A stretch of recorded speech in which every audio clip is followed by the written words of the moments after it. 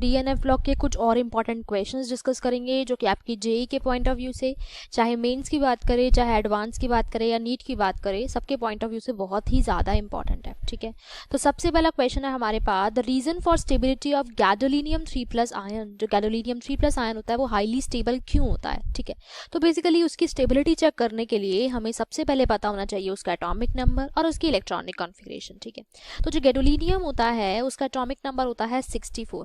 अब अगर मैं इसकी इलेक्ट्रॉनिक कॉन्फ़िगरेशन की बात करूं तो वो होती है 4f7 5d1 and then 6s2। ठीक है, ये तो गैडोलिनियम की कॉन्फ़िगरेशन हो गई।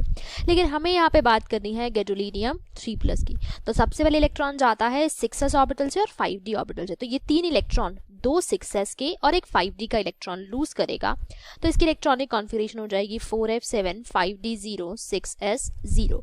यानी कि अब इसके पास हाफ फिल्ड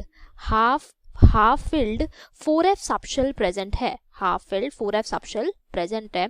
और इसी हाफ फिल्ड 4s सबशेल की वजह से जो गैडोलिनियम 3+ आयन होता है उसकी स्टेबिलिटी बहुत ज़्यादा होती है, क्योंकि हमें पता ही है जो हमारे हाफ फिल्ड और फुली फिल्ड ऑर्बिटल्स होते हैं उनकी स्टेबिलिटी बहुत ज़्यादा होती है। तो अगर मैं अपने ऑप्शंस में देखूं, 4f सबशेल हाफ फिल्ड होता है, बिल्कुल सही है। कंप्लीटली फिल्ड तो होता ही नहीं है। ठीक है, नोबल गैस की कॉन्फ़िगरेशन भी नहीं मिल रही और एम्प्टी भी नहीं है, तो हमारा आंसर क्या हो जाएगा? Option number 1। तो इसीलिए मैंने पहले बोला था कि ऐसे क्वेश्चंस में, अब देखो क्वेश्चन बिल्कुल सिंपल था, कुछ कॉन्सेप्ट नहीं लगाना, बस आपको कॉन्फ़िगरेशन पता होने चाहिए। इसीलिए मैंने पहले बोला कि सारी कॉन्फ़िगरेशंस आप लोगों को डीएनएफ ब्लॉक की पता होनी चाहिए। ठीक है, और उनके एटॉमिक नंबर पता होने चाहिए ताकि आप इजीली ऐसे क्वेश्चंस को सॉल्व कर सको। ठीक है, नेक्स्ट क्वेश्चन पे चलते हैं। Arrange cerium 3+ ion, lanthanum 3+ ion and promethium 3+ and ytterbium 3+ in increasing order of their ionic radii। इनको हमें इनके इंक्रीजिंग आयनिक रेडियाई के ऑर्डर में अरेंज करना है। ठीक है, अब देखो जो आयनिक रेडियाई होता है ये सारे मेरे पास लैंथेनाइड एलिमेंट्स है। ठीक है, अगर मैं अक्रॉस लैंथेनाइड सीरीज मूव करती हूँ, लैंथेनाइड सीरीज जैसे मेरे पास सबसे पहले क्या आता है? लैंथेनम 3+ जिसका एटॉमिक नंबर होता है 57। देन आता है सीरियम 3+ जिसका एटॉमिक नंबर होता है 58। देन आता है मेरे पास प्रोमीथियम 3+ जिसका एटॉमिक नंबर होता है 61। और देन आता है मेरे पास यटरबियम 3+ जिसका एटॉमिक नंबर होता है 70। तो जब मैं लेफ्ट टू राइट मूव करती हूँ लैंथेनाइड सीरीज में, जो मेरी लैंथेनाइड सीरीज होती है, जब मैं उसमें लेफ्ट टू राइट मूव करती हूँ तो मेरे पास जो एटॉमिक साइज होता है या फिर जो आयनिक रेडियाई होता है वो डिक्रीज होता है। ठीक है, आयनिक रेडियाई मेरा डिक्रीज होता है। और क्यों डिक्रीज होता है? Due to lanthanide contraction, due to lanthanide contraction, है ना।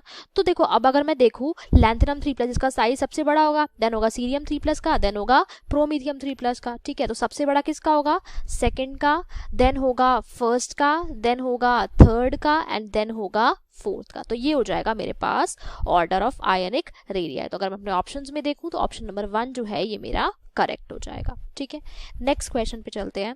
नेक्स्ट क्वेश्चन है कि सिलेक्ट द करेक्ट स्टेटमेंट। हमें कुछ स्टेटमेंट्स गिवन है, हमें बताना है कि इनमें से कौन सी स्टेटमेंट करेक्ट स्टेटमेंट है, इनकरेक्ट स्टेटमेंट है।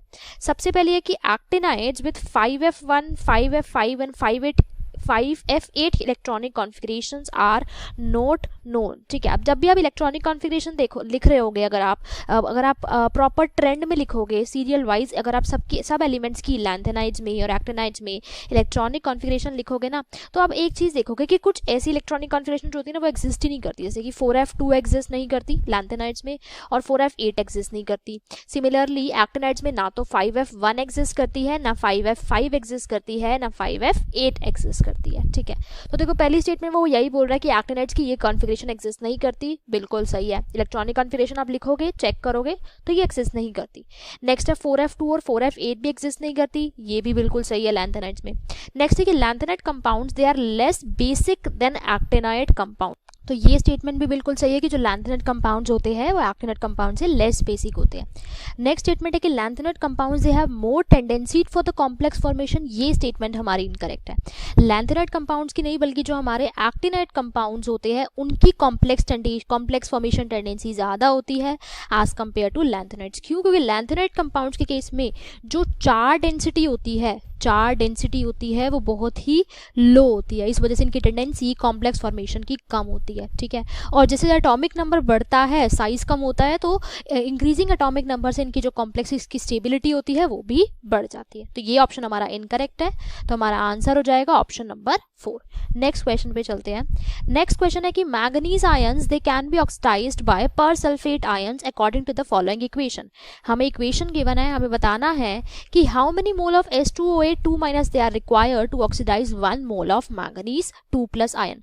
अगर मुझे 1 मोल मैंगनीज 2+ आयन को ऑक्सीडाइज करना है तो मुझे कितने मोल्स H2OA2- आयंस रिक्वायर्ड होंगे। अब ऐसे क्वेश्चन जनरली बहुत बार पूछ जाते हैं कि 1 मोल को ऑक्सीडाइज करने के लिए कितने मोल्स रिक्वायर्ड होंगे। तो कुछ भी नहीं करना, देखो हमें इनकी बैलेंसिंग जो हाफ रिएक्शंस है ना वो तो गिवन है और वो बैलेंस्ड है, ठीक है। अब ओवरऑल रिएक्शन के लिए मुझे इसमें नंबर ऑफ इलेक्ट्रॉन्स बैलेंस करने पड़ेंगे, तो इसको मल्टीप्लाई कर दो 5 से, इसको कर दो 2 से, क्योंकि यहाँ पे 2 इलेक्ट्रॉन है, यहाँ पे 5 इलेक्ट्रॉन है।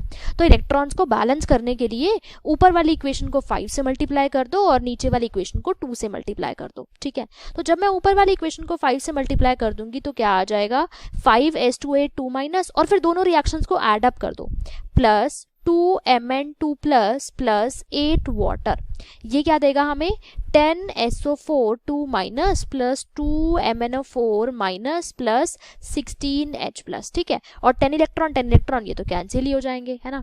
अब देखो 2 मोल Mn2+ के लिए अगर मुझे 2 मोल Mn2+ को ऑक्सीडाइज करना है तो मुझे कितने H2OA2- चाहिए, 5 H2OA2- चाहिए, 5 H2OA2- चाहिए, ठीक है।